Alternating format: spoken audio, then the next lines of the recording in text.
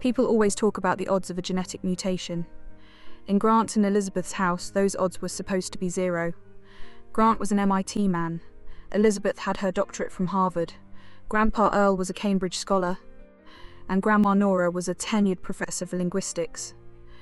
In a family tree where every branch was heavy with ivy and accolades, Daisy was the outlier. She was the statistical anomaly that didn't just break the curve, she ignored it entirely.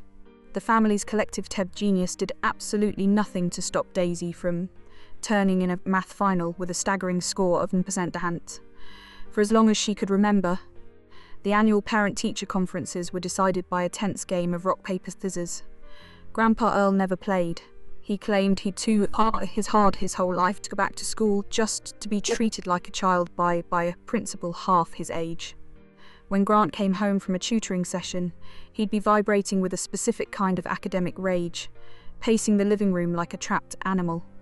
Elizabeth would just pat his hand and tell him that no family's ancestral luck lasts forever. She figured the genius spark in their bloodline had simply entered a cooling period. In their social circle, every kid was a high achiever, a future titan of industry, or a prodigy. Daisy didn't fit in with the elites. She liked to say she occupied the middle ground, not the top 1%, just the girl stuck in the middle of a room full of people she didn't understand. Get comfortable, this one earns every single minute of your time. Daisy didn't mind being the odd one out because she had Danny. They were childhood friends, practically joined at the hip. Danny was the only person who made her feel smart, mostly because when she scored a 9 on a test, Danny usually managed an 8. He was the Son family's ward, a quiet, beautiful boy who spent his time carving intricate patterns into stones. People said he was a bit slow or vacant, but Daisy knew better. He just operated on a different frequency. Everything changed the year Daisy turned 16. A mechanical, cold voice suddenly rang out in her head like a glitch in the Matrix. It told her that every cause had an effect, and it was her time to pay the piper. "Welcome to the world of the wicked woman," the voice echoed. "You are the chosen one." The throwaway Villainess. Daisy was genuinely floored. "Me? You're talking to me?" She knew she didn't look like a background character, but she also knew her brain wasn't exactly wired for masterminding. She was more of a vibes-only kind of girl. "There is no one else," the system hissed. "You are the embodiment of malice, the architect of schemes, the cold-blooded snake in the grass." Daisy actually felt a little blush creep up her neck. She tucked a strand of hair behind her ear and smiled. "Wow, thank you. Honestly, nobody has ever had such high expectations for me. I'm touched." The system went silent for a long beat, as if it were rebooting. Eventually, it explained the reality of her situation. Daisy was living in a girl boss revenge novel. The star of the show was her half-sister. Quinn was the daughter of Grant's first wife, lost years ago when she was just a child. She had grown up in the gutters, surviving the worst poverty imaginable. But because she was the main character, Quinn possessed divine luck. She had saved various underground bosses and industry titans during her years on the street. Under their secret mentorship, she had become a powerhouse in her own right. The plot dictated that Quinn would eventually be brought back to the family. Initially, she would crave the warmth of her biological kin. But Daisy, the jealous, petty Villainess, would spend the next few years sabotaging her, driving Quinn into a corner until her heart turned to ice. According to the system, the day Quinn finally left the family home, it would be raining harder than the day a tragic concubine was beaten to death in a period drama. Quinn, only 19, would walk away with a back so straight it looked ready to snap. And right as she collapsed from the weight of her trauma, the story's billionaire male lead would pull up in a black Rolls Royce, catch her in his arms, and whisk her away. From that point on, Quinn would go on a rampage of success, and Daisy and the rest of the family would spiral into ruin. "That plot is so trashy," Daisy whispered, her eyes shining.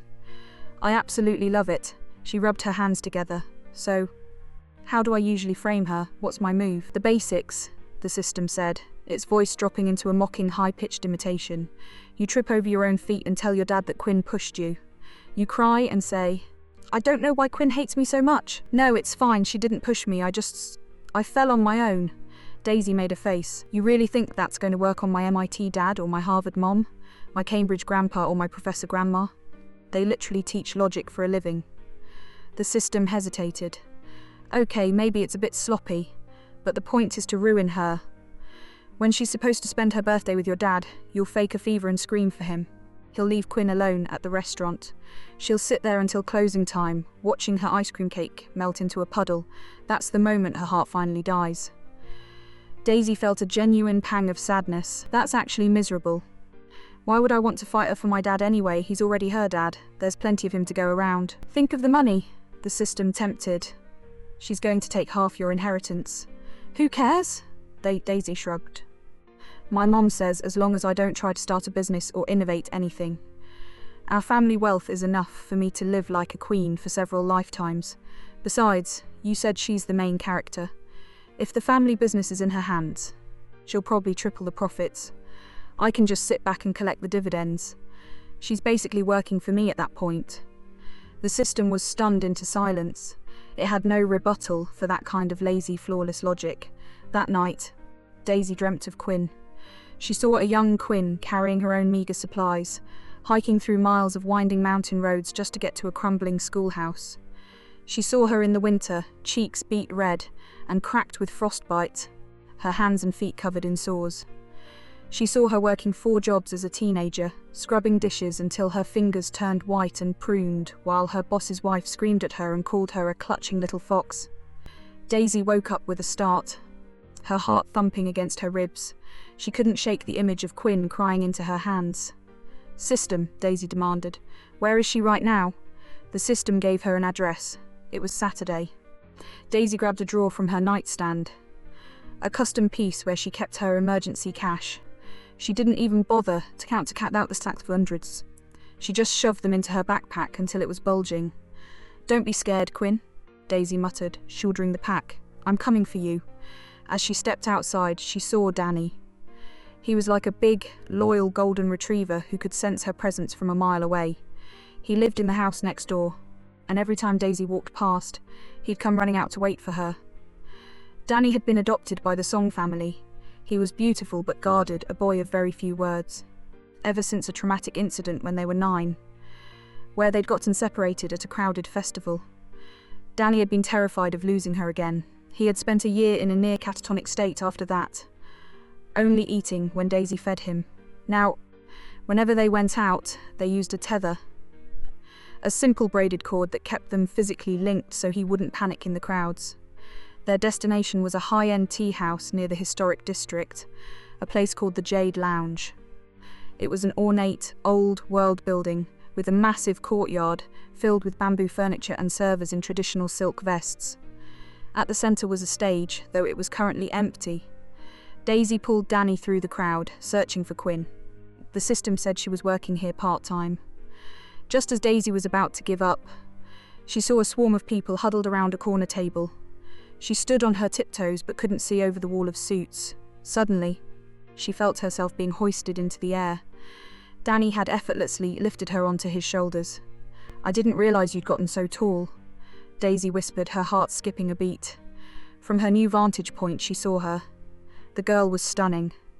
She was wearing a deep, duck-egg green cheongsam that hugged her lean frame perfectly.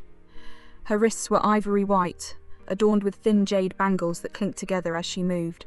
Quinn wasn't serving tea. She was holding a dice cup, her hand movements rhythmic and mesmerizing. She was a card shark, a hustler. So much for the poor little thing narrative, Daisy thought.